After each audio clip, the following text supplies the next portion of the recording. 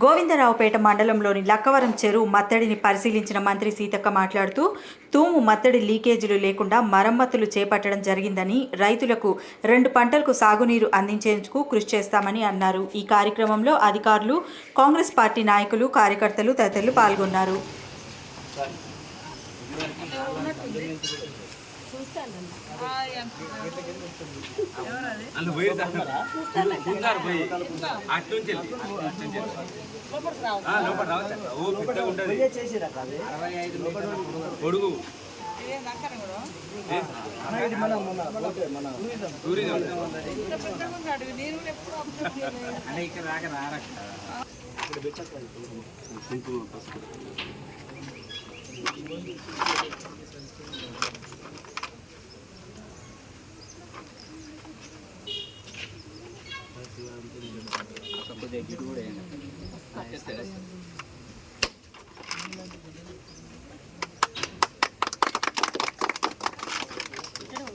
దీంతో వేయండి, పూలతో మొత్తం వేసేయండి.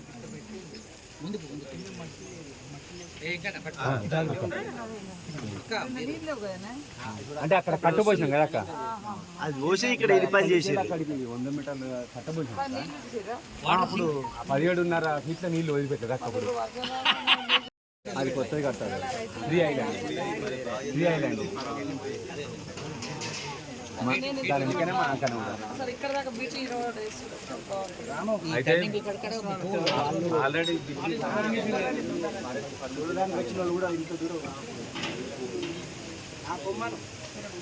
షూటింగ్ ఉంటుంది, రోడ్డు బాగాలేదు, కూడా బాగాలేదు. వాళ్ళ వెహికల్